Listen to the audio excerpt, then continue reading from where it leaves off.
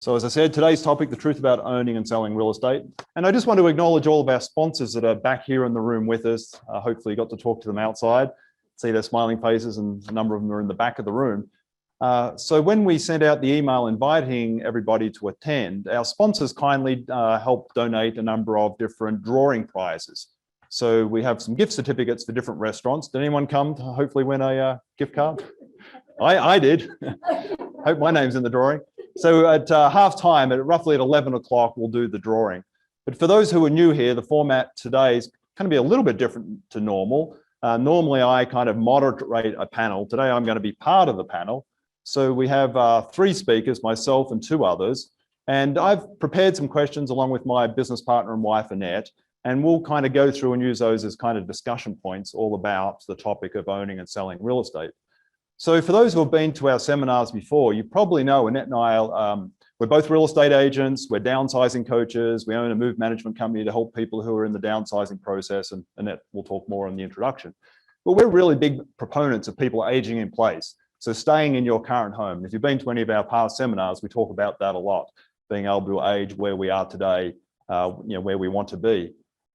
But one of the things with that is that life sometimes changes, and we are proponents of retirees staying in their home basically as long as they have socialization, that they have health and fitness, can are comfortable, have mastery of their home, that they're financially able to maintain their home. But when those things start to change, then it is time to perhaps look at something else, and that's part of what today's topic is. And has anyone noticed that as we age, we kind of change a little bit? Just a little bit, things don't quite work the way they used to. We're not as fast as we used to be. Has anyone noticed our homes kind of follow that same trend? Yeah, the home that we first moved into, unless we've been really good at maintaining it, has kind of aged with us, and there are things that need to be done, and homes always continue to age. And sometimes that's a reason why maybe being in our current home is no longer, oh, thank you, Alexa, the right place to be. So did everyone get did we do raffle tickets as people came in, Alexa? Someone did. Did everyone get a raffle ticket here just to make sure you're in the drawing? Anyone didn't? Put up your hand if you didn't. Everyone at home should be putting up their hand, so you need to come join us next month so you have a chance to win. So you guys, we wanted to do that as a kind of a welcome back. So everyone should have also received a binder. So does everyone have a binder? Did everyone get a binder? Except for the people at home. Yeah, binder to keep all of the notes in, and then a handout. Fantastic. And I think there's a schedule inside the binder, if I'm not mistaken. So it's just a place where, as we go along through this year and next year, you can keep all of your notes rather than having a jumble as we go along. So what else do I have to cover before we jump into this? Handout I covered, the drawing. Does anyone know what tomorrow is? What's that, Alexa? Oh, phones. Annette's saying turn off the phones. Yeah, tomorrow is June 11. Does anyone know what my wife, Annette, and my last name is? Yes. Someone say it. Janelle. Now, have a look on a piece of paper and spell it out. Junell. Looks like June 11, doesn't it? Yeah, so our family celebrates Janelle Day. So just a little tidbit for you. Yeah. So tomorrow is Janelle Day. It should be a national holiday. We're still working on that. I think it should be recognized. There's all those other holidays, so there should be the Janelle Day holiday. But I'm not so smart. I might come across here as somewhat intelligent. That's because I prepare and have a great team of people that make me look good. But we actually got married on Janelle Day, so I wouldn't forget our anniversary. Yeah. And that keeps me looking smart because I never forget, because the family always remind me, Janelle Day's coming up. It's like, oh, our anniversary. So just another little tidbit for you. Thank you. Yes. Cover that. Yeah, so I think I want to have our panelists come up. Annette and Tony, if you could come up and join me. And where's our little clicker for the slides?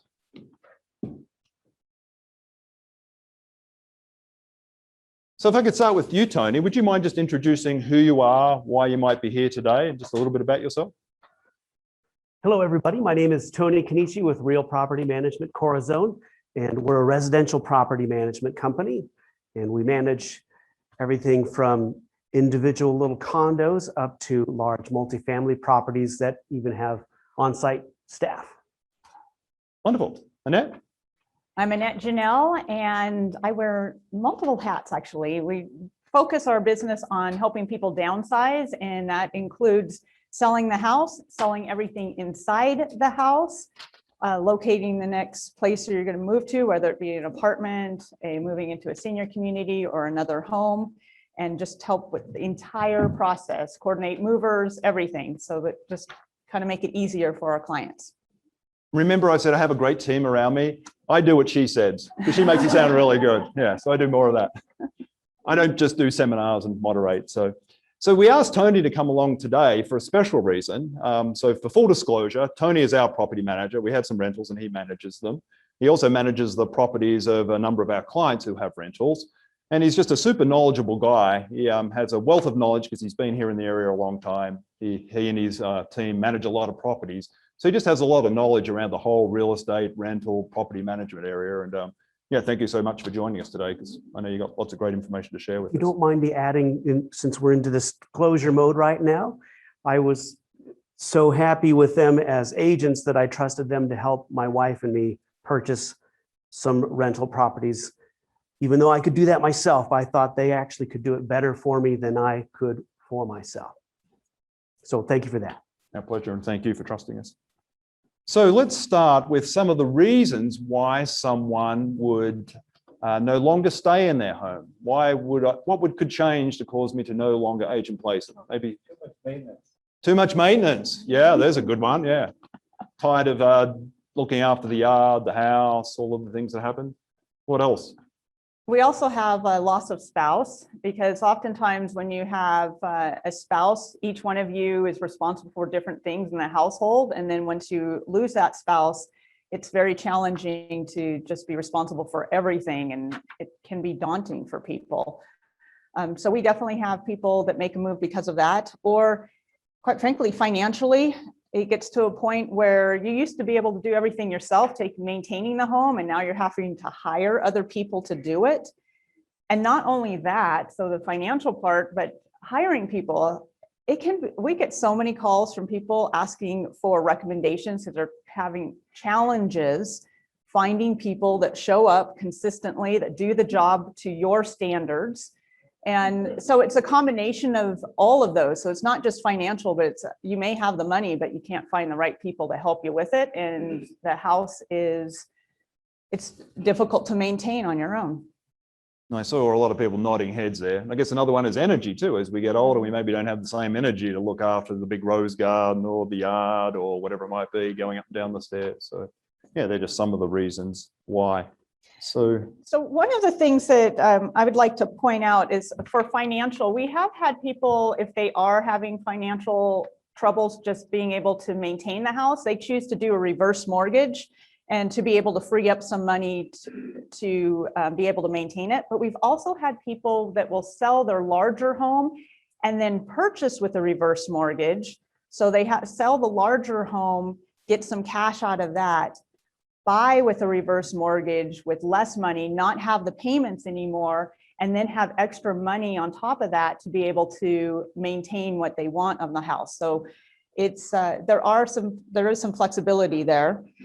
And I don't know if this is a good time to bring up, but we are having a workshop coming up on reverse mortgages. So for those of you that are at all interested in researching that some more, we will have that later this month, I believe. yeah, so given you mentioned that, Kerry. So we have two sponsors here who specialize in reverse mortgages. Debbie Wood down the back. Can you stand up? Raise your hand, Debbie. So Debbie's here. If you have burning questions after this, feel free to ask Debbie. And then also Kerry, who couldn't be here today. But Kerry, I was talking to her yesterday, and we always do things last minute. It's like, oh, this sounds like a good idea. Let's do it. I said, Kerry, I was looking at Thursdays on the calendar, and I said, July 1, are you free? Would you be willing to do a workshop on reverse mortgages for those who would like to find out more? She goes, let me check my calendar. So she sent this to us early this morning of what she's going to cover for anyone who's interested in attending it. It'll be at our office. It'll be on July 1st. It'll be at 10 a.m. And so to cover monthly expenses, especially after death, sorry, let me go back. Why is everyone talking about and getting a reverse mortgage? Well, I don't think everyone is, but it's good marketing. But why do some people, to cover monthly expenses, as Annette said, especially after death of a spouse, to purchase a new home, yes, you can do that, as Annette said, to use as a financial planning tool as an adjunct to your retirement portfolio, to use for long-term care, home health care, household assistance, to take the vacation you've never dreamed of, and come to the seminar to find out how it works, how much you can get. We'll discuss the numbers and all the answers of your questions. So if you don't know anything about reverse mortgage, there's lots of myths out there. That would be a good one to come along to and just learn a little bit more about. So in your handouts, we did put in a comparison worksheet. So you might have noticed on the back page, this is a really good exercise at some point. I think everyone should just do it, just so you know where things are at if you haven't already. But this worksheet allows you to just work out what your current cost of living is in your current accommodation, your current home. And so if you are looking at alternatives, whether it's one of our wonderful senior retirement communities here or downsizing to a smaller home, this is a good exercise just to go through and fill out. That screen is terrible. They are actually replacing all the screens in here, maybe in the next month. So I wanted to point out one category there, home maintenance. Can someone read out what it says, who's closer to it? Maybe you can, Tony. What are some of the things that we kind of forget about where our home can get expensive? Roof, exterior condition, painting, fencing, HVAC, flooring, windows, and etc. Yeah. So maybe we have none of those expenses now, but just think about what might be coming up in the next 5, 10, 15 years. That roof, how much is that going to cost? Maybe the HVAC system or the windows or whatever it might be. Sometimes we forget about some of those costs of home ownership. So we'll talk more about that as we go along. So first discussion point I had here is if at some point in the future, I decide I want to downsize or right size, should I buy or lease my next home? What would make the most sense? And so what are some of the pros and cons of leasing versus owning a home? So maybe I can just ask, I think we have a slide for this, do we? Yeah. So what are some of the advantages of owning a home? Anyone? Tax advantages. Tax advantages? Actually, it looks like I have, yeah, you're spot on. Let's start with disadvantages because that's at the top. What are some of the disadvantages of owning a home? Taxes. Yeah. There we go. Depends on your perspective. Could be a cab. Yeah, there you go. Any other disadvantages of owning that come to mind? Maintenance that we've heard. Yeah, exactly. What about renting? What are disadvantages of renting? Are we going to get rid of the house and we're just going to go rent? What would be some disadvantages? You have nothing at the end of the year, no equity. No equity, so you're not building equity. Yeah. And rental could be, just a smaller home, an apartment, a retirement community. All of those are in the rental. Making the landlord rich. Yeah. Anyone else got any others? Neighbors, I hear. Someone said neighbors. Yeah. Neighbors are closer, I guess that comment referred to. Yeah. So let's see what else we have. So Tony, would you like to talk about a disadvantage or an advantage that we didn't hear? Well, let's see. Pride of ownership. That is interesting. I think that matters more to some of us than others, but that is a really fun one and can be potentially a very expensive one. So you almost have to plan pride of ownership into everything else that you're trying to do. But yeah, the expense of living at home versus renting is also interesting to me because after tax, it's usually a little more affordable to live in a home you own because of all those tax benefits that were mentioned. But over time, especially because that landlord wants to raise the rent, your costs are actually going up year after year when you're leasing a property. On the other hand, if you own a house, you probably have, it's either free and clear or you have a pretty long mortgage on it. Even a 15-year mortgage is pretty lengthy. And maybe you want to travel the world and you don't necessarily want to be tied down to this house. So then we have to talk about some other options there.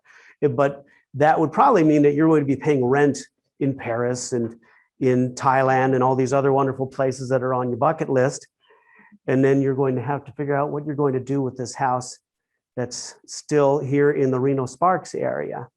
And at that point, it probably makes sense to figure out what the costs are of operating that house as a little business, a very specialized business, which is being a landlord, or whether it makes sense to sell that within the context of what's going to be my legacy for my kids or the school I went to. When I pass away, I want to give everything to the university that made me a doctor. I have a client whose plan is that. He has actually about 7 or 8 properties, and he intends to donate everything to the university that made him a doctor years ago. Very, very interesting and impressive. He doesn't have any kids, so that it made it probably an easier decision for him to give it all to charity.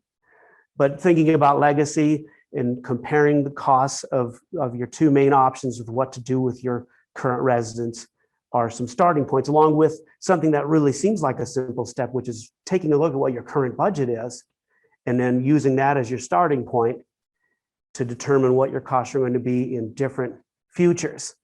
I think you bring up a really good point, though, is also deciding what is it that you want, your future. So going on vacations, what is it that you want to fund or how you want to fund that? So there are different options your house can lend to that, especially if you're to rent it out or sell it and use the proceeds from that. But at least if you're renting it out, you get the money from that to travel, and then it keeps coming. The money keeps coming instead of just selling it once and then having to figure out where to put the money to invest. So that doctor, when you're talking to him next, can you let him know I'm available for adoption? You're going to have to be even cuter than you are right now. Yeah. Not cute enough. Okay. Ouch. Now I totally lost my train of thought. I haven't. So which is the best decision? Owning? Who said we should? Who thinks we should all own? Well, no one. Some people. Good. Who thinks we should rent? Some people. Isn't the answer it depends? It really depends on our individual circumstances. It's going to be different for everyone. There is no right or wrong answer. It's, as you've said, what are your goals? What do you want to accomplish? And that can change too. Yeah. I have a gentleman that I really like following. I like listening to his podcast, and he really talks a lot about it's great to live in a rental so that somebody else's, if there's anything that breaks down or anything, you call the landlord up and they take care of it. But own rentals, because then you get the income. So he likes to rent where he's living, and then he buys investment properties and has income coming from those, and it just fuels his lifestyle, which I think is a really interesting way to go about it, because then he doesn't have to worry about the extra expense of, like you were talking about, pride of ownership. There is an expense to pride of ownership because you're doing updates to it. You're making it to your standards. When you can just have somebody else do it. Maybe at the trade-off of not being able to go on vacation because it's keeping that pride of ownership. Right. But there's nothing wrong with that. For some people, that gives them joy and satisfaction. So there's no right or wrong answer. Just And then you got to remember something, that not all of us are good landlords. Right. So Frank brought up, for those people that are listening online, that not everybody is a good landlord. And quite frankly, that is absolutely right. It depends on you and your circumstances and what you're up for. And like what Brett and I do, we hire somebody else to handle all of that because we're not necessarily good landlords either. I'd say those are The 3 T's: tenants, toilets, trouble. So Frank was saying the 3 T's: tenants, toilets, troubles. I sold all my rental properties about 20 years ago. so are there any on the board that we wanted to make sure we covered that we haven't? I think we've covered most of them are self-explanatory. Does anyone have any questions on the ones on the board at all before we move on? Okay. Well, just one thing that comes up out of this is the equity. I'm sure most of us have been at home for 20 or 25 years. Have a lot of equity. So Frank, hold on one second. You have great questions. We need to get a mic to you though, because for us to, Yeah. because we can't have, the audience won't be able to hear Yeah, you. so actually, let's hold off the questions until we open it up to Q&A so everyone at home can hear us Yeah. as well. Yeah, that'd be good. Perfect. So another one was, how do I decide if I'm moving, if I should move near family and or friends or stay in the area? So has anyone thought about that? I'm going to move in with the kids or move to where they're living or a friend or so on. And a lot of these questions come up because these are the questions we get working with people all the time when they're trying to think about making a change. So who wants to take that one? I actually have a story along those lines. My older brother and his wife thought that it would be a good idea to build a house that would accommodate them and all their Rottweilers, as well as my parents. And it never came to pass, but I thought that that was absolutely crazy because, I know the people involved and it just seemed like it didn't really make any sense from the outside. You've probably been through this where you have great advice for somebody else, but they'll never be able to hear it until it's too late. And then all you can do is say, I told you so.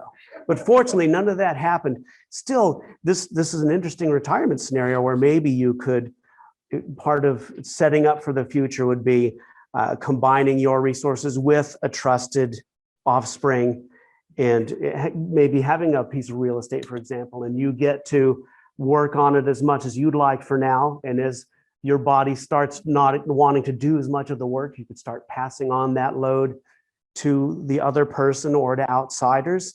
And then you have an income moving forward that helps you as you transition to whatever your next living situation is, whether it be moving into a retirement facility or being on cruise lines for maybe 10 years. Because you can rent those, can't you? You can rent a room on a ship. I've heard of that as a scenario where you can, depending on the condition of your body, I mean, all the food's taken care of for you.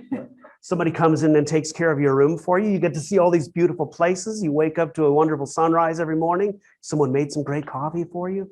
And in some scenarios that costs as much or maybe less than certain long-term care scenarios.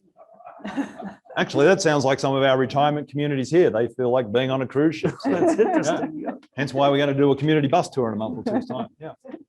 You had another one. You bring up a really good point, is talking about, because we actually have quite a few clients that have combined, so the parents sell their home and the kids sell their home and they buy a home together. This can be a great situation. Highly recommend that you speak with your children. You have a candid conversation about what expectations are. Because we have also had situations where the adults, the senior adults, think that, oh, we'll just have a place to stay and then we'll be able to travel and go on vacation. Adult children think, oh, I've got a live-in babysitter. So right. We have also had situations where the senior adult has said, oh, I'm going to move with my kids. I'll be living with them. It's more for social. I'll have somebody around. And the kids are like, oh, great. Mom's here. We're just going to take off and every weekend be gone and not be around. And you're isolated again. So if you do something like that, really have a candid conversation about what the expectations are from both sides before you make a financial investment. So if there's a question in there about how well you know yourself and how well your kids and you know each other, instead of making a lot of assumptions. Right. Don't make assumptions, have a discussion. It was funny, I was noticing people when you said moving in with the parent, with the adult children, there were heads going up and down. And then there were other people going like, hell no. Yeah. Did it even out to the head not moving? Or you average those out? I'm wondering after these stories whether there'd be as many heads going up and down. I'm going to be a full-time babysitter. I'm going to be a housekeeper. Doesn't sound so appealing. But for some people, it works really well. You may have just changed some people's minds. Yeah. You were telling the story, so yeah. Dad can cook and mom can clean up. Dad can cook and mom can clean up. That's what Frank says. So yeah. So it's really important. Just have a candid conversation. In fact, just a little bit about Brett's and my story. We were living in the Bay Area and we decided to move to Reno. I grew up in Nevada, but moved to Reno to be near my parents. And I didn't want to look in any other neighborhood but where my parents are, because what the whole point was to move to be near them. I didn't necessarily want to be in the same house as them, but just to be near them. And once we made the move, we both talked about, well, how often should we drop in on my parents? We want to give them their privacy, but we came here to spend time with them. So we literally have to go past their house to get to our house. Right. So it's like, do we stop in or not? Do we stop in every time we go by? I mean, what are the parameters of it? So there was definitely some time of just trying to figure out what is okay, because everybody has different ideas and comfort levels. And my dad is very much a person that likes his alone time and likes to have separation. But as the years have gone by, he really enjoys us stopping by. At least he says he does. And he certainly. But the whole point is that there was definitely an adjustment to it, and it worked out just fine for us. But we also have people that it has not worked fine for. So really have that conversation ahead of time. I had an adjustment. My father-in-law, we have like, a key punch on the door where, mum and dad can just come in whenever and they're always welcome. But I'm standing downstairs getting coffee or in the laundry or something. I'm in my underwear, and in walks her dad. I'm standing in my underwear. Ooh. At least it was her dad. At least it was a dad. That's right. That's true. Yeah. There's always a bright side, isn't there? Yeah. Yeah. Anyway. So the next one we wanted to talk about, if I'm selling my long held family home, so I've had a family home, I've decided to sell it, it's the primary home, should I be concerned about the taxes, capital gains tax, when I go to sell? The reason we bring that up is some people we've come across have decided not to move because they're worried about taxes. So who would like to talk about that a little bit? Well, I just want to say, you want to speak with your financial advisor on all of this. So, because we have definitely had people that sold their homes and then like, oh my gosh, I got taxed on this. Why didn't I know this ahead of time? So we always say, talk to your financial advisor for your situation. But for the basics, if you're going to be selling your home and you're a single person, This is your primary home. primary The home. one you've lived in. So your primary home, you have a $250,000 tax exemption. So let's say As that an individual. as an individual, let's say that because I have a gentleman that I'm helping right now, and he's an individual. He paid $140,000 for his home. We're talking about selling it for $500,000 now. So you subtract how much he already paid for his home, because you're not going to be taxed on that. Then you have the $250,000 on top of that. So 140 plus the 250. So, and then any upgrades that he's done that adds value to the home. So he did a $50,000 addition to the home. So you add that on of something that he won't be taxed. So you take all those items, how much you paid for it, and all those upgrades that you did to it to add value. We're not talking about general maintenance on the house. We're talking about things that add value, remodeling the kitchen, for instance. Those things, you add those up and you subtract it from the amount that you're going to be selling the property for. Now, when you sell the property, you're also going to have closing costs. You subtract that out too. So it's your net amount, and you make those subtractions. And then what's remaining, I'm really simplifying this, so you want to definitely talk to your CPA. What is remaining is what you will get the tax on. And for his situation, it's just $10,000 that's remaining that he'd be taxed on. So once we subtracted everything out, but again, you want to talk to your CPA. Now, if he were married, he would have a $500,000 tax exemption. So not to say that that's a reason to get married, but There could be tax incentive there. we did talk to one of our friends. He was selling his house and it was for such a huge amount. And we're like, you might want to get married first and then just have her sign a disclaimer that she doesn't get any of the. Dear, I have 250,000 reasons why you should say yes.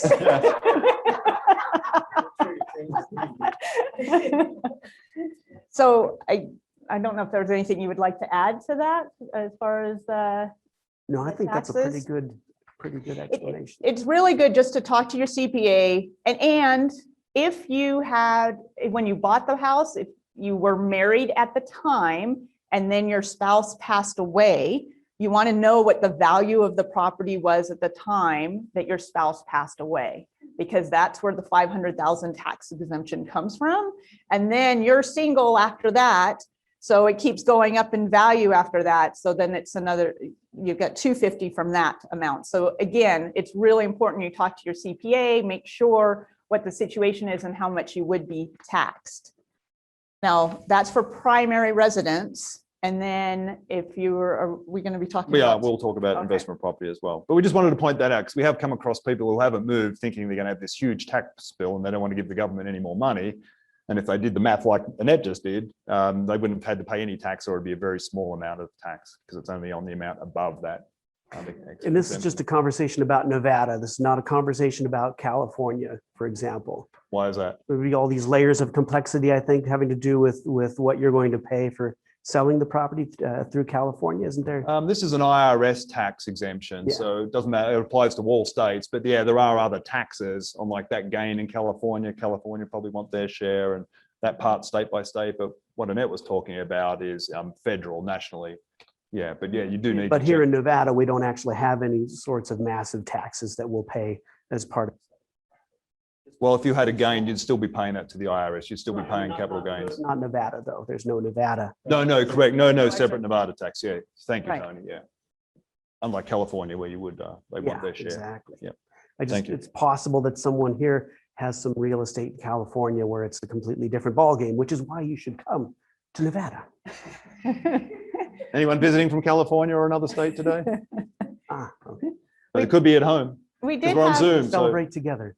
we did have a couple that have a house here in Nevada and then one in California, and their intent in order to try to get around the taxes. So it's a second home. It's not an investment property. So it's a second home. They're moving into their home in California as their second home and going to live there for a while and then sell the home. So again, you want to talk to your tax advisor about how that works in order to make it more beneficial for you tax-wise. Don't you have to live in the home 2 out of 5 years? It used to be that you had to live in the home 2 out of 5 years. They have changed that because too many people were getting around it by having multiple homes, and they would have rentals. And then they would decide to sell them off and they'd move into the next house and then live in there for a couple of years and sell it as their primary residence. They kept doing that in order to avoid taxes. So there has been a change in that. And Brett, do you want to talk about that a little bit more? Or I would talk to your CPA, basically. You want to talk to your CPA. Don't just assume the 2 out of the 5 years, because it's not as simple as that anymore. yeah, so in simplifying, people who have rentals, if you are planning on moving back into the rental to live in it 2 out of the 5, you're not going to qualify for that exemption. They're going to look at how long it was a rental. And it's going to become a percentage. And we've unfortunately had people not realizing the tax law changed back in, I guess it was 2000. 17, wasn't it? No, way before then, like 2007, 8, 6. It was when Obama first came in. It was changed somewhere around that time. But a lot of people didn't realize, and they moved back into their rental, that under normal circumstances, they wouldn't want to live in that rental because they'd moved up from the rental at some point in the past and they didn't really want to go back into their 1-bedroom studio or whatever. But thinking they could save all this tax, they did. They moved back in and then sold it, met with their CPA and got the bad news that you suffered for the last 2 years for no good reason, because you're only going to get credit for 2 years out of the last 30 that it's been a rental. So Yeah. This might be outside the scope of our conversation today, but in your opinion, which conversation do you think you'd have first?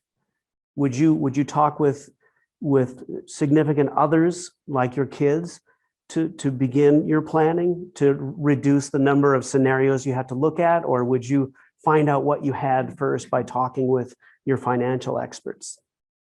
I think I'd start with the financial experts so you don't have the bias of children, whether well-intentioned or not, but just so you have factual information of which then to start. And then you have something to talk about with your kids if you want to involve them in the situation. Right. Yeah. That way you got the latest in terms of tax implications, financial implications. Great question.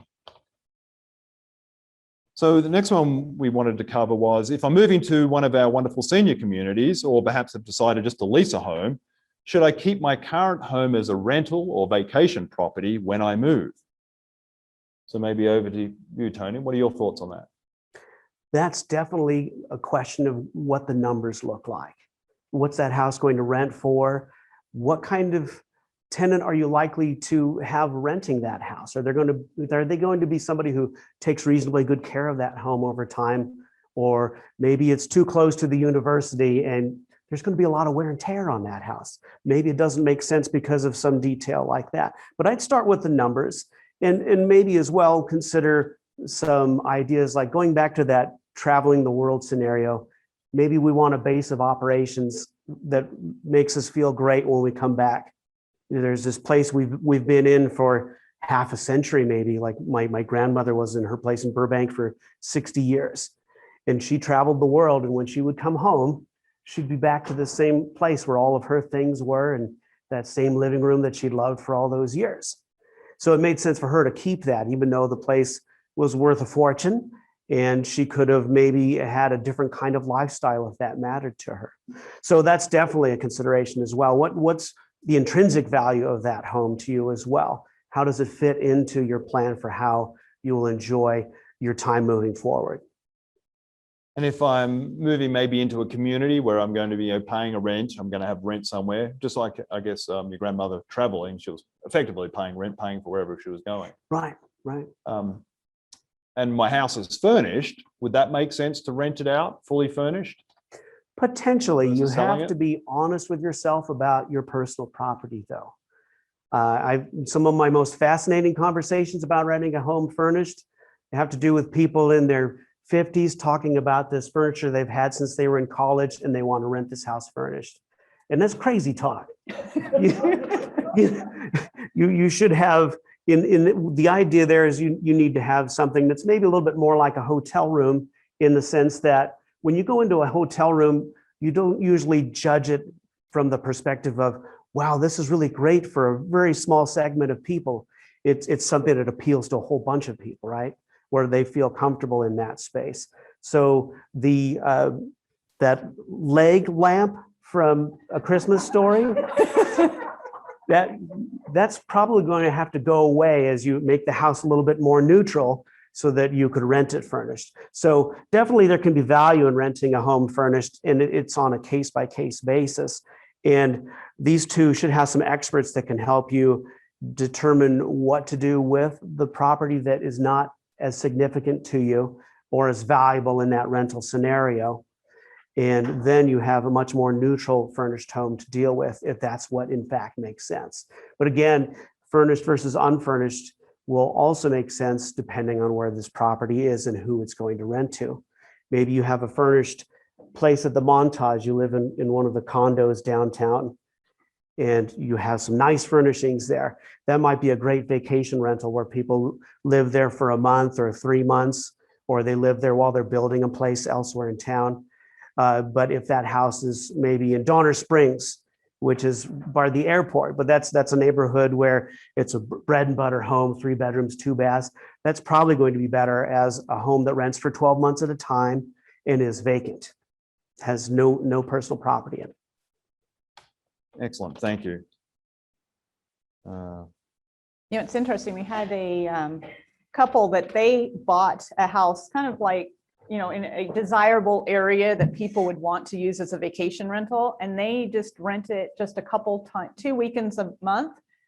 And they have no payments on it because of the fact that that totally covers a mortgage. The house ends up being, and they end up with money on top of that. So just 2 weekends a month covers everything. So it really depends on what your situation is and how much income you need to keep your lifestyle the way you want it to be, or improve your lifestyle, however you want to look at it. And yeah. Airbnb. Yes, Airbnb, VRBO, all of the vacation rentals, it's just more, you need to have somebody on top of it doing it. And so they take a percentage of that. There's a company that does that now, and I believe it's 25% that they take. So it's pretty high, and that's because there's a lot more maintenance on it as far as them coming in and cleaning it, getting everything set up for the next people that come in. In the hotel business, not the real estate. Well, just to be clear, the way something like that will work is, you've experienced this, is when you want to live somewhere for a shorter period of time. You go to Disneyland, for example, you're not going to stay there for 6 months. You're going to be paying a whole lot more per day to live there. So the idea is that there is enough margin that you'll be able to make that scenario work. But if we're trying to retire, I don't know if it makes a heck of a lot of sense for us to be inventorying forks and replacing towels that have strange stains on them and running an Airbnb, when we'd rather be having that property as more of an investment. And then one more really important thought about that. I've had experiences over time where people have moved out of a house. Quite often it's because somebody gets married and they come into this marriage with 2 homes. So one of the homes becomes a rental. But one of the challenges that sometimes we run into is that we're really attached to that house. And if anything goes wrong at the house, you take it personally. So you're not allowing it to be an investment because your heart's not letting you treat it as an investment. So that could be a really challenging thing that you maybe need to think about. It may make sense for you to say goodbye to that property by turning it into equity and moving that equity somewhere else.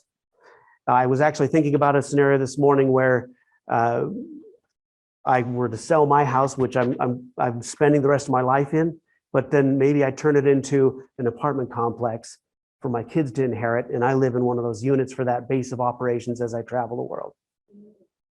but I won't be anywhere near as attached to the apartment complex as I am to this house where my wife and I have done all these projects together in there. And we've drawn the outline around the rake where the rake goes in the garage.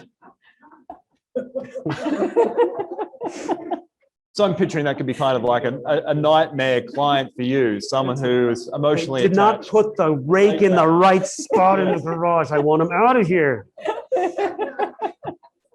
They're not trimming the roses. Or I can imagine the calls you get. The lawn's cut too short. Or it's too long. Why aren't they? Short, bald man doing in the front yard trimming the. Yeah. So again, it's very individual. If you're emotionally attached, as Tony said, probably doesn't make for a good rental. But maybe you could sell it and buy another property that you're not attached to, if that made sense. Okay. So thank you. So if I was to rent my home for income and move into, say, an apartment or one of our communities, what agencies are out there to help us in terms of, a property manager like you? Are there different options? What does it cost? What should I be asking if I'm talking to a property manager? What kind of questions? What should I know if I'm even vaguely thinking about renting out my property? Reviewing some of the ideas that we've talked about so far, sometimes you want to stay engaged in some way. You've taken care of a property over time, or you have rental properties and you actually like doing some of the work. Some property management companies will be all right with you participating to a certain degree in maintaining the property. So that may be something that's worth considering for some of us, where maybe it takes a little bit of time for us to let go, or we want to stay busy. You spent your life taking care of people, working. It's kind of hard to just turn that switch off. So maybe you want to stay engaged in some way, maybe helping take care of this property is part of that. So if that's something you're interested in, then it's definitely part of your conversation you should have with somebody you're interviewing to be your property manager. So property management will vary from somebody helping you just find a tenant and you operating the property yourself after that, to somebody who treats that property as an investment for you. So they do all the work and you get a report on a monthly basis that shows the numbers and where the income and expenses were, which sets you up for the end of the year when you do your taxes. And it works very similarly to all your other investments in that regard.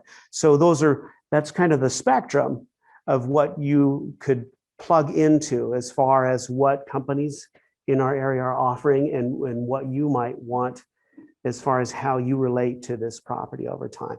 That's actually one of my favorite things about real estate is I can, unlike, having stock in Coca-Cola, I can't do anything with that stock. I can't engage with it. I can't engage with my Coca-Cola stock. I can't go paint it. But this rental property, I can possibly interact with it if I want to. I can play with it in certain ways, and that can be a lot of fun. That's something that I really enjoy about real estate. So in terms of cost, if you're trying to calculate things from the outside and you haven't really had any conversations yet, in that scenario where you're closer to somebody managing the property as an investment for you, and it's a long-term rental, probably around 8% of gross receipts is what you should factor in as your calculation, because it'll be in that price range.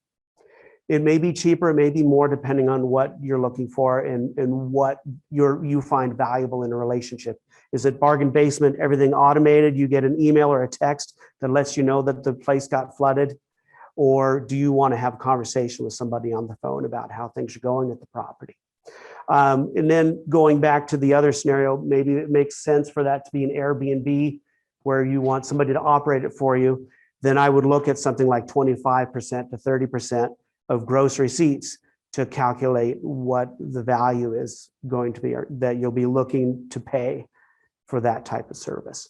So as someone who wants to be hands-off because I want to enjoy my retirement, what kind of time commitment would I be looking at in terms of the long-term rental or the Airbnb short-term rental as the owner interacting with the property manager who's taking care of everything? How involved am I going to be? How much time do I need to put in each week, month, You have options, and at the low end of involvement would be receiving some reports on a monthly basis as somebody takes care of everything for you. So just like my stock report that I get. Exactly. You would get a monthly report. And in the case of our business, for what it's worth, Our typical baseline for calling you about an issue is if it's $300 or more, we'll have a conversation with you about how we would like to proceed to get your approval. And that would probably be your highest level of involvement in that situation. So what about the leaky toilet? Are they calling me, calling you? Who's dealing with that? The tenant's going to call me, and usually that happens after hours because you get home, you start using your house after you've been working all day as a tenant. So that's when you've discovered that the heater's not working or there's a bunch of water on the floor because the water heater gave up. So that's one of the values that you get from a property manager is we're available to take care of those things after hours. The teddy bear call never happens during the day when your pants are on. It's on a Sunday and it's at 3 in the morning. So if it's less than $300, I probably don't even know about it. It'll show up on my report or I'll get an email and you just take care of it. Yes, we'll notify you that we had an issue and that we handled it. And that would be pretty typically in the industry. We have a fiduciary duty to you as your agent. And so we have to work in your best interest at all times. And that would include letting you know what we have going on and how we're handling it. So I would just want to bring up an experience that Brett and I had talking about costs of somebody. So we have used multiple property managers because we've had properties in other areas of the country. And we found one property manager that was going to charge us 6%. We're like, wow, yes, that's terrific. 6%. But we failed to ask him more questions. So we hired him and he charged us extra for every tenant that he showed the property to. He charged us extra for every time he had to go out to the property for any type of maintenance. I mean, everything was an extra and it was all itemized. It was a nightmare. I would highly recommend if you're going to get a property manager, find out, again, it's having the conversation and what your expectations are. And our expectations were, because we've had Tony for years, takes care of everything. We don't ever really do anything with our properties unless we want to. He takes care of it. He'll call us if something happens and just says, do I have your permission to take care of this? Yes. And that's about it. And we don't need to be involved any more than that unless we choose to. I appreciate that. And again, going back to that 8% number that I mentioned before, that's why it makes sense to just, when you haven't had any conversations, if you're trying to figure out your numbers, 8% is a pretty good number to plug in because of the potential junk fee scenario where some people will just charge a percentage, which is what we do. And then there'll be other people who charge a lower base rate, and then they'll have all kinds of extra charges going on, which may be great for you if you have a property in the right location and it attracts the right kind of tenant. If you have a property in another part of town where somebody needs to babysit that property a whole bunch, then you're going to get killed in that scenario with all the different fees for each visit. Yeah, I think we were paying more like 12 or 15% when we sat down. It's like, this is crazy. The other thing I like about the property manager, you guys, is you review the rents every year to see where they are. Is that still market value? And we get an email saying, is it okay if we increase the rent by X dollars? Like, okay, I don't even have to ask. Whereas I know one other property manager we had, we'd always have to go back. It's like, it's been 4 years. Haven't rents gone up at all? Oh yeah, we should do something about that.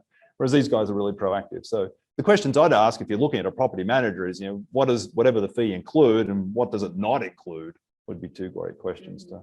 You've probably read in the news or seen in the news that there's a serious problem with affordability right now. And one of the other great things about owning rental property is that you could potentially make some decisions that change that equation a little bit. Maybe it matters a little bit more to you that you're not a total capitalist where, you know what, if they can't afford it, just get them out of here. Maybe you do want to have somebody grow up in a house, raise their kids in that house.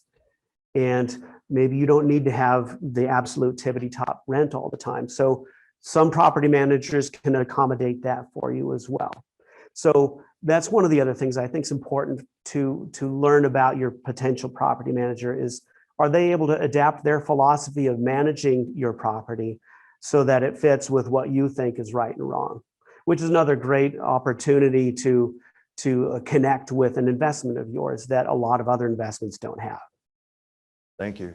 So let's change gears again. What if I have some rental property or rental properties? Is there anything I need to know before I go to sell those? as far as tax implications? Is there anything, do I need to talk to my financial advisor before I go do that? I'm going to sell this rental because I want to move into the retirement community. Yes, you definitely want to talk to your financial advisor. This is where because it's not your primary residence, you're going to be taxed on the gain. So you need to know what that looks like for you and not assume you're going to get this big chunk of money. You need to go in with your eyes wide open.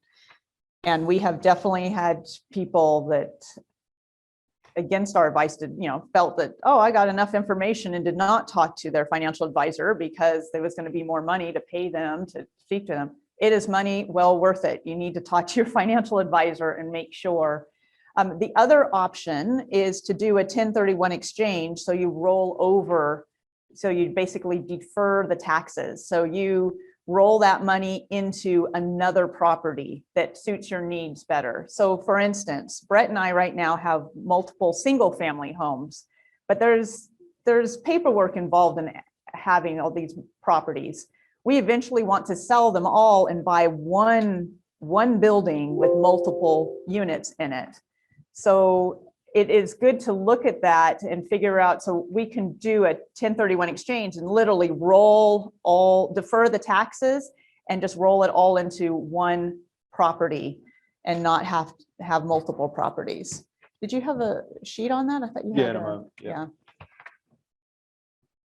Now, comparing a house with multifamily property, there is a transition more or less from appreciation being your main value to rent appreciation being where most of your value comes from.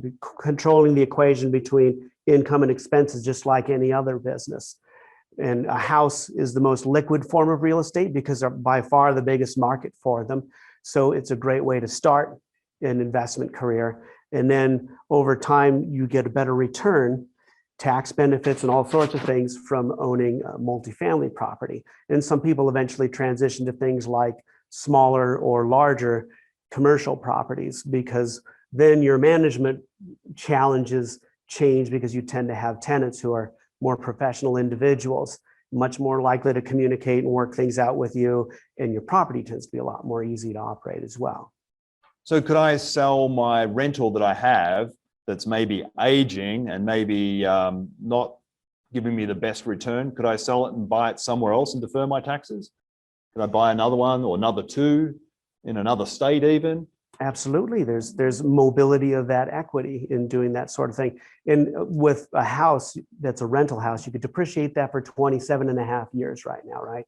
So let's say you've had a long real estate investment career and you've had the same house all that time. Probably you bought it for $30,000, $40,000 for a bread and butter house that long ago, and that house may be worth around $500,000 right now.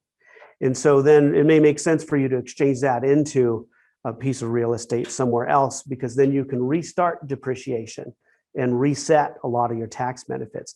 That'll also be associated with a step up in the amount of mortgage. That's one of the requirements of a tax deferred exchange. So that means that you're also going to get the benefit of a reset leverage in the form of a bunch of interest that you'll be able to start writing off again. And right now, I think the limit is $750,000 on how much interest from mortgages you can write off after the Tax Cuts and Jobs Act of 2017. Anyone paying more than $750,000 in taxes? Again, I'm available for adoption, because if you're paying that much, wouldn't that be a nice problem to have? Paying $750,000 in taxes each year. That'd be a great problem. Bring it on. Be ready for that one. So let's explore that a little bit further. So I'm just curious, has anyone gone to their financial advisor and had a financial advisor tell them they should have money in real estate? Anyone? No. Oh, interesting. They want you to buy stock. Ah, they want you to buy stock. So why would a financial advisor want you to buy stock and never real estate? Yeah, that's how they get paid. They don't get paid if you were to go buy real estate. So we just bring that up because the Truth series is all about, the truth and different options, and, it's different for everybody. But we just want you to be aware of things that maybe don't generally get talked about. And Tony's already talked about what a great vehicle real estate could be. And certainly not for everybody. But we just want you to be kind of aware of it because your financial advisor, there are some, but very few are going to say, yeah, you should have some of your money over here in real estate because it's probably one of the best performing assets you could ever have. What have prices done here in Reno recently? What have they been doing? What have rents been doing? They're skyrocketing. So having real estate's not a bad thing. So we just wanted to walk through one scenario here just to stretch our brains a little bit. So we have a couple, John and Mary. They've got they've got a family home here in the area. If they sold it, they'll get about $300,000. So they sell the home, they've got $300,000 to work with because they own it free and clear. And they're planning on moving into one of our local retirement communities here. But they're trying to work out what to do in terms of income. They've decided the home doesn't make sense to rent.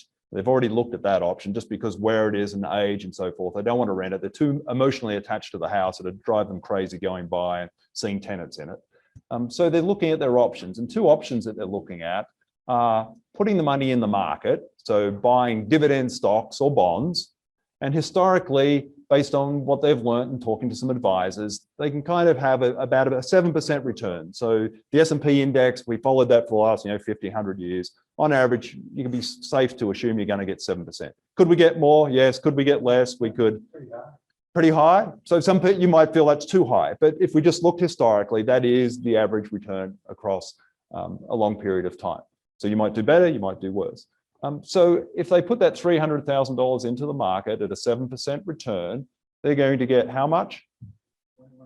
Yeah, they're going to have $21,000 of income per year to work with. Okay, so that's that side. But what if they were to acquire a rental property? What would that look like?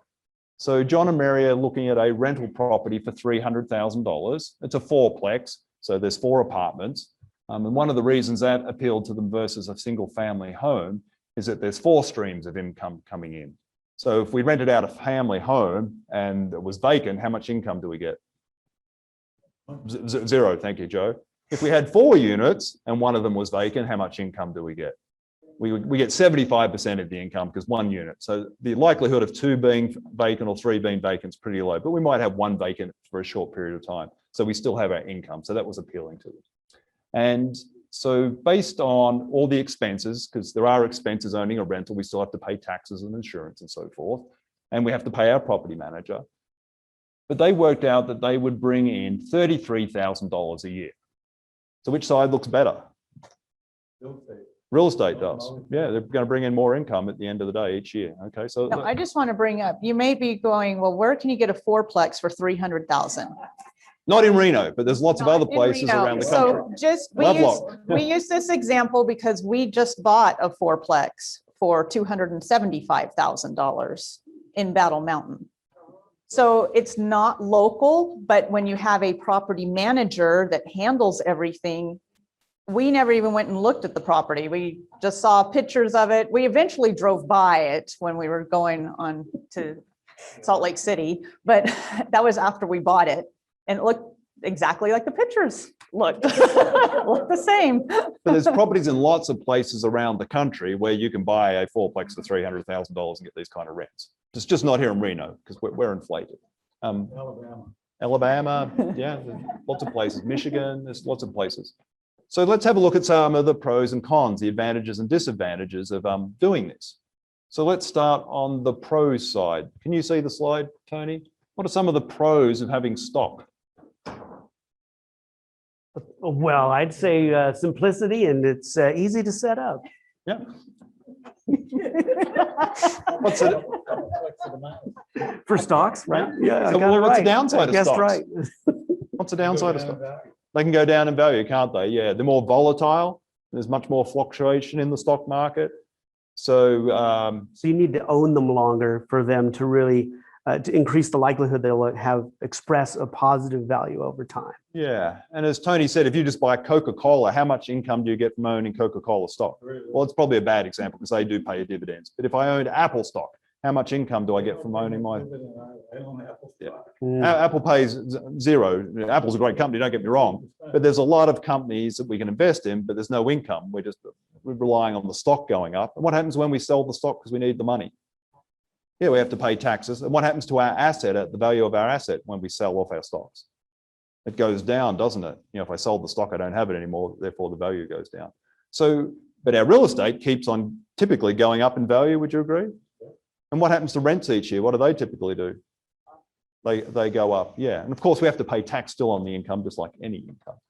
But yeah, so the advantages of the real estate is that it's a little more predictable. But I want to point out that even with real estate, even in the down market, if it starts turning and going down and you paid more, you only lose the money if you sell the real estate. You still have it. You just hold it longer, but you bought it because of the income coming in from it. So the rents, which are continuing to come in, as long as it covers your expenses and you have money still in your pocket, it's a still win. Yeah, well, I guess that's a good contrast with stock. Has anyone seen stock that's gone from here to way down here and never to come back up again? Has anyone ever seen real estate go from here down to zero? Yeah. Very, very rarely. Several cycles in my life. No, go down to zero. No, not. Real is, yeah, because it's land, you know, they don't make any more land. Washington Mutual stock went to zero Yeah. because they folded. Yeah, That was painful, but yeah, so you could see a stock go all the way down to zero for that reason. real estate typically not. Yeah. 3 years later, with half what I paid for. Unfortunately, the audience can't hear you, Frank, they're on Zoom, so yeah. So a lot of advantages to the real estate, gifting it to children, so you can pass it on, just like you can stock to a certain extent. The 1031 exchange that Tony touched on, asset value typically going up. But what are some of the downsides of owning property? That property could definitely go up and down in terms of what you're paying out of pocket to operate that business. So in the same sense where you realize the value of an asset by selling it, you may be very rich on paper, but you may not actually be able to afford to operate that property because you don't have enough liquid cash to deal with the situation. So like maintenance. That's a potential downside. Or, go back to 2011. There were times there where we had to qualify renters based on unemployment checks because nobody was getting a job at that point. And that was a very risky time. So rents had to go way down. Vacancies were very extended during that time. And that was really hard on a lot of investors. And that's why a lot of people who bought real estate in Nevada from California retreated to California and left us with many foreclosures in our area. Las Vegas and Reno were two of the top foreclosure markets in the nation at that point. And then the other two main downsides are management oversight. Maybe there's a little bit more looking at the statements or answering questions when things go wrong, but it's kind of the same though when your financial advisor or stockbroker calls you and says, your stock's gone down, what do you want to do? So they're probably similar.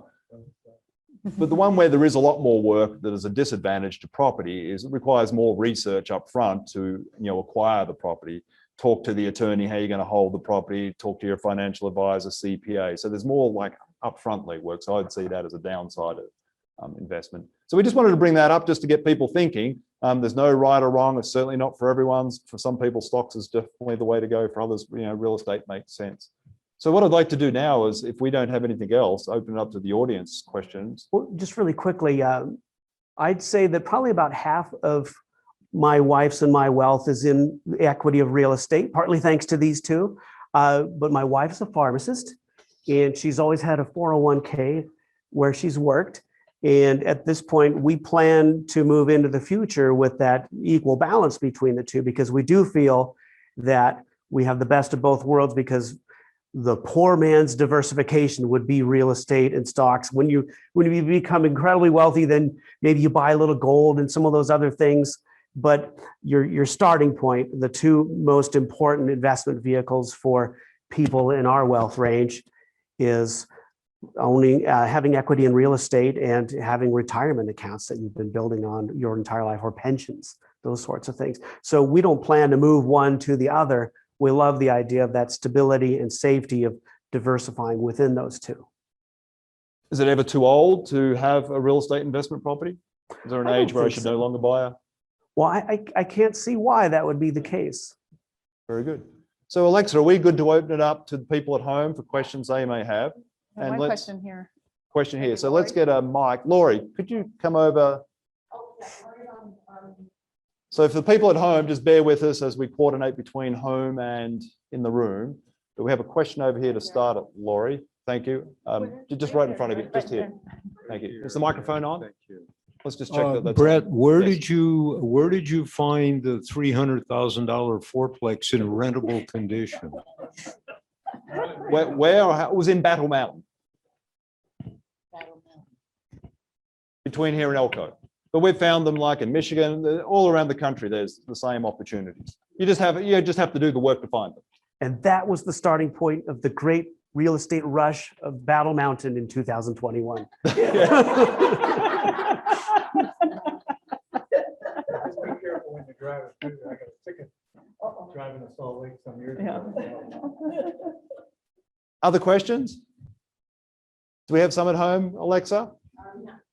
So at home, if you have a question, you can click on the raise hand button or type in the Q&A box, the question and answer, and Shemaine will kindly read those out to you. Thank you so much, Shemaine. Or raise your hand and we'll unmute you. And if you're on a phone, I know there are some people who are dialed in today, you can press *9 on your phone and that'll indicate to us that you have a question and we'll unmute you. Did you have one there, Shemaine? Yes, Oh, okay. Let's get a mic. Oh, you've got the microphone. Thanks, Joe. Thank am you. I on Thank you, Laurie. now? Yes, Joe. Because I can never tell. I thought one of the most important topics was moving in with 2 or 3 generations that we all had a word in.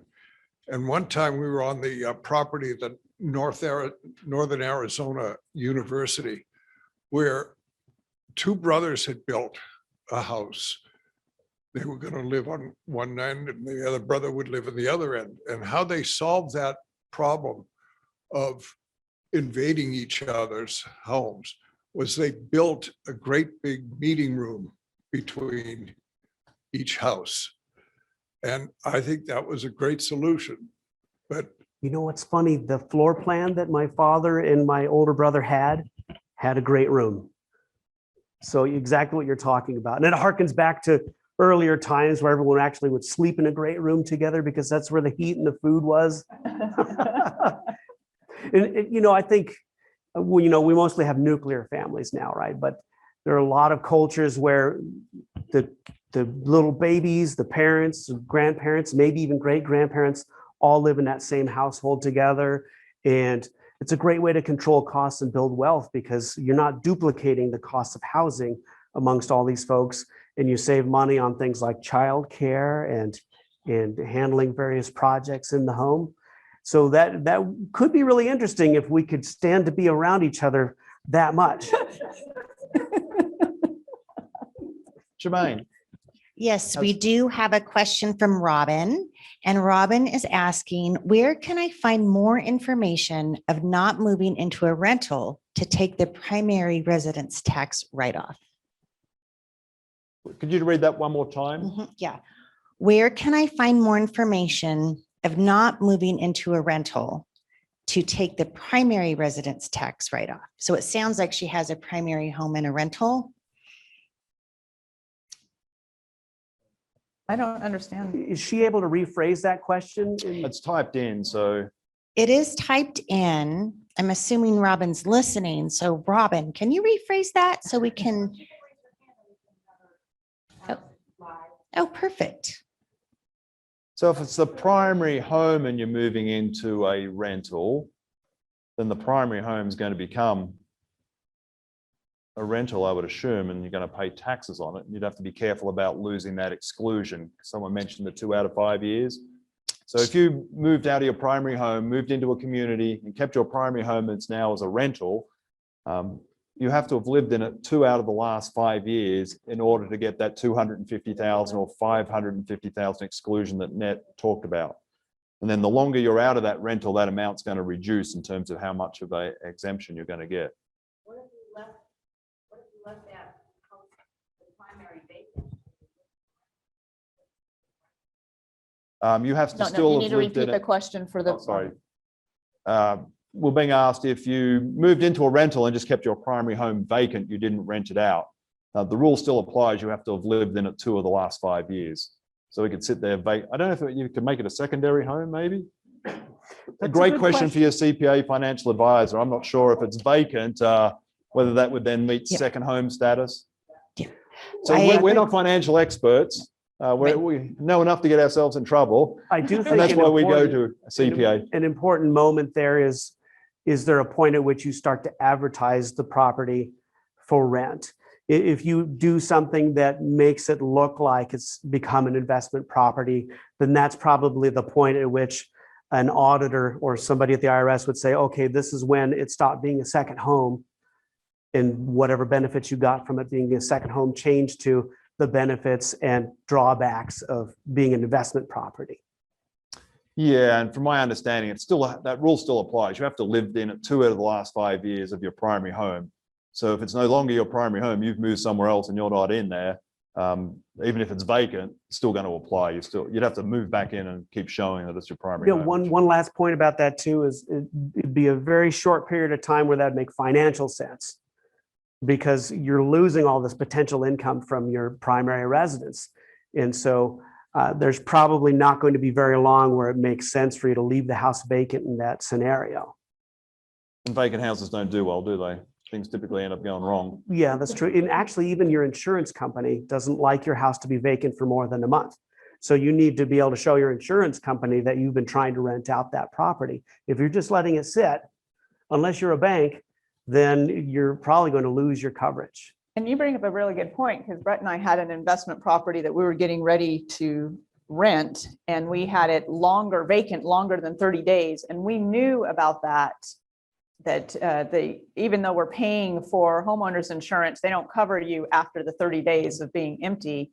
We had gone to our advisor, not our advisor, but the insurance company, and told them, this is the situation, it's going to be longer. And they said, oh, you're covered, you're covered. It got broken into, and they stole all the appliances because it was a vacant house. And this house was new, it was only 2 years old. So the appliances were top notch. They were nicer appliances than we had in our own house.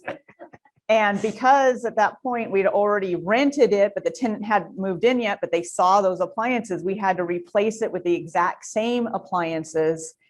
And it was not covered by insurance because it had been longer than 30 days. So that's something to really be aware of as well. Even though our insurance person, the salesperson said, yeah, don't worry about it, we'll have a rider on it or whatever. Yeah, we got burnt. Yeah. Yeah, anyway, Frank has a question. Laurie? Sure, and Shemaine has a follow-up from the Oh, okay. Thank you. Zoom question. So a big thank you to our mic runners, Laurie from Promenade on the River and Shemaine from Cascades Senior Living. Yeah. My question is for Tony. Given the current rental market, what's your crystal ball tell you about percentage of rental increases in the next 2 years? Is 3% a typical number, or you think rents are going to go up more than that? 3% is a typical number. I still think we'll probably go up a little bit more than that. And the reason why is because we're not building fast enough to keep up with demand. There's also a booming economy outside of our area, which means we have a lot of pressure from people who are making more money outside the area being willing to pay more to move to Reno, especially because right now so many jobs can be done remotely. We were changing our culture very rapidly because of COVID. There was always an interest in that because the overhead goes way down if you can have people working at home. But now everybody's seen how effective that can be for most workers.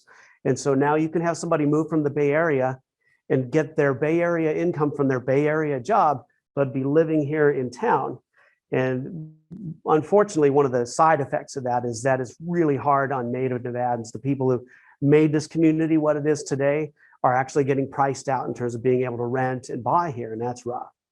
I do think that at some point, even at a 0% interest rate, it's just simple math that eventually you cannot afford to pay what is asked. And so that's when we're going to come to a standstill. So we need to see income moving at a better rate than we're seeing. Otherwise, we're just going to hit a kind of a wall where people just cannot afford to go any higher. And that's when we will see a stall. But I don't think we're going to see that in the next 12 months, for example. Probably not for a significant time to come. But I do think we're going to start seeing the rates of rent increase diminish just because of sheer affordability. Thank you. Just before we take the next question, we don't want to miss out on our raffle, our drawing, do we? And I kind of meant to do that at 11 o'clock. So I'd like to do two things. One, who's got the raffle tickets, the asked her question. Someone have the tickets? Alexa, do you have those? You're going to grab those, Shemaine? Thank you. And while we're doing that, Alexa, can we put up the poll? The next events coming up is on July 15th, the truth about trusts, wills and probate. So we've done something similar, I think 2 years ago. We'll have Rich Schultz back and some other people to talk about what we need to know there. One of the questions that's come up a few times, people have said, can't we just do a deed upon death, not have to worry about a trust will? So we're definitely going to cover that because that can be very dangerous. Not something you might want to do if anyone is planning on doing that. So we'll talk about that in more detail. So Alexa's going to throw up the poll for those who are at home. If you would like to attend the Truth About Trusts and Wills, July 15th. We also have the workshop that I mentioned. And for the people in the room, on your yellow evaluation form, you'll have a checkbox there whereby you can check if you'd like to attend the seminar. And then the workshop on Thursday, July the 1st, which is going to be in the training room at our office with Kerry with Omaha of Mortgage. So July, on the yellow form for those who are in the room, you should find a checkbox to be able to pre-register for the upcoming seminar on July 15th, Trust, Wills and Probate. And then there should also be a box on there for the workshop on reverse mortgages, the ins and outs of reverse mortgages on July the 1st at 10 a.m. at our office. So if you'd like to attend that with Kerry, is that on there, Linda? Is there a checkbox for attending the workshop? Yeah, relief, thank you. You had me worried for a moment.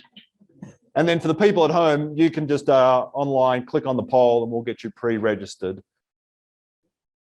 There's something on here that says registration prior for 1029. I guess that's because we used an old form and didn't catch that. So ignore that. I don't know what that is. I can have a quick look. Let me take a look at that. But yeah, the box, is it clear, the two boxes, the seminar and then the workshop? Yes. And I'll have a look at a form and explain that. And then let's do the drawing. You have the... So the first number, if you pull out your blue tickets, the first number is 564179. 179. Oh, yay. So we are giving away $50 gift certificates to restaurants. We've got the Wild River Grill, and then I can't remember what the other one is. Alexa, you'll need a macaroni grill. Wild River. Okay, I'm going to read off the next number. I'm just going to do the last three digits. 187. Yay. Would you like Wild River or macaroni grill? $50. Wild River, good choice. Local restaurant. Next number, 175. Oh, yep, Linda's got it. So again, a big thank you to our sponsors for helping us have a drawing, for welcoming everybody back into the room. Trying to spread the numbers out. 188. Oh, I think that's mine. Oh. No, I'm kidding. It's not mine. 188. Anybody have 188? Okay, I'll toss. Oh, yep. Oh, okay. There we go. Congratulations. So we just want to thank you all for being in the room. So we want to encourage those that are on the Zoom call. If you have an interest, the room is opening up. So we would love to have you back in the room. Just clarifying on the yellow evaluation form for those who are in the room, ignore that 1029. We'll just call you and remind you prior to the works. Yeah, probably 620. We'll call you the week before just to confirm the workshop. So ignore the 1029. The six lost its structural integrity and turned into a 10. So where were we? We had that qualifying question. Further explanation on the question that was asked, Shemaine? Or Alexa has it? Yeah, Robin just wanted to say thank you. She was thinking of moving into a rental to get the deduction, and that she has a 1031 and that she thought she could move into to take the primary deduction. So she'll get with her CPA, but was grateful for the explanation. Thank you. And yes, definitely talk to your CPA. We have other questions?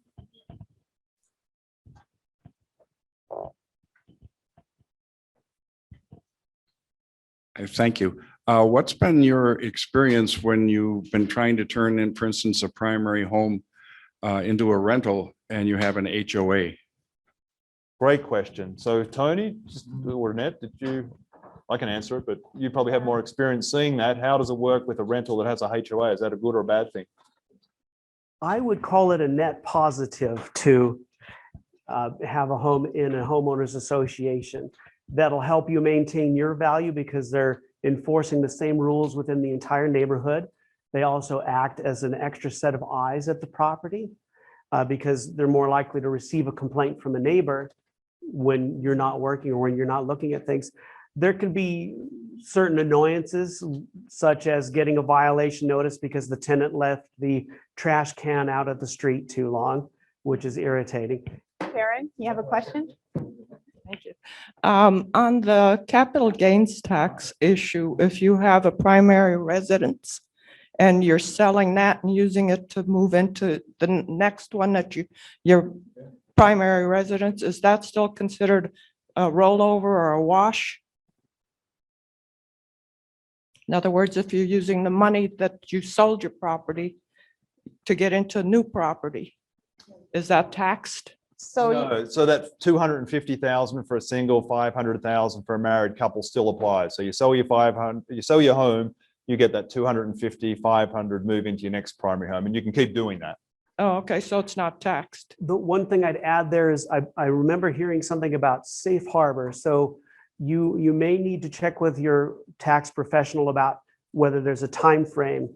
You may need to wait and stay in that home for a certain period of time because you may be in a kind of a dealer status, similar to what a builder might have for moving into a house with his wife. We actually have people in town to do this. They fix the house up and then they sell it, but they need to stay in the house for a certain period of time, or they're going to give a bunch of that money back to Uncle Sam. And my other question is, if you're a married couple and one of the people passes away, the deed and title is in both of their names. Does it matter if you're selling the property? Should you change the title or the deed before you sell? So basically, it depends on how you have ownership of the property. If it's in both names.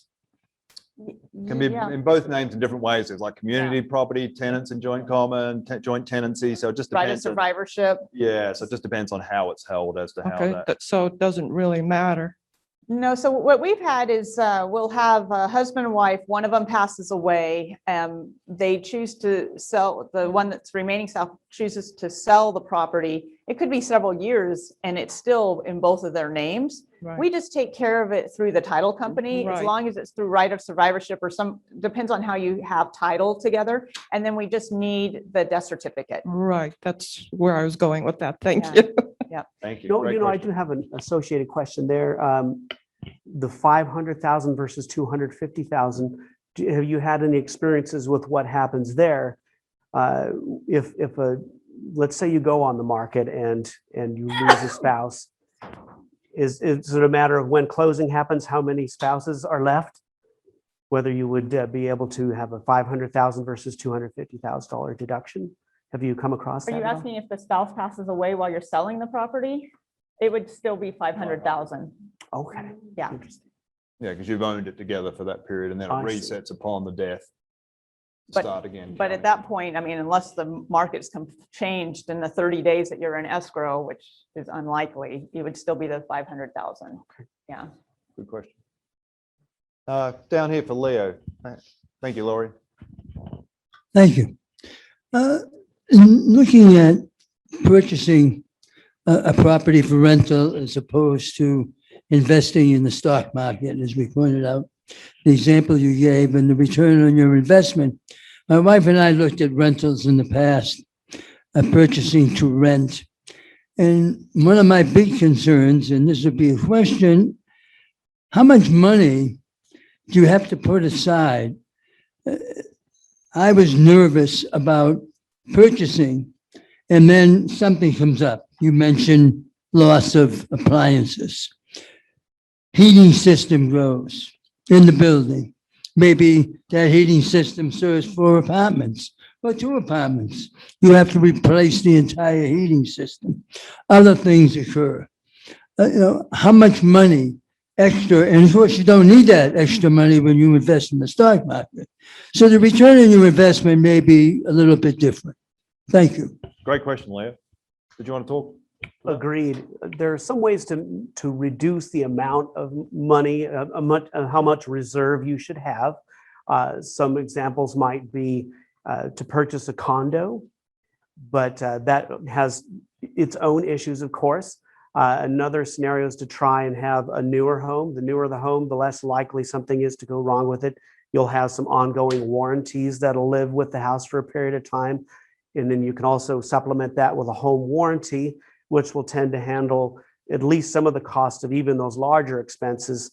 For example, if you have a water heater die and you have a home warranty in place, usually that home warranty company will cover at least part of that cost, not necessarily the entire job, but part of the cost.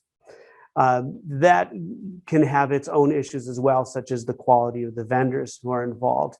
So those are some ways to reduce that reserve that you should have.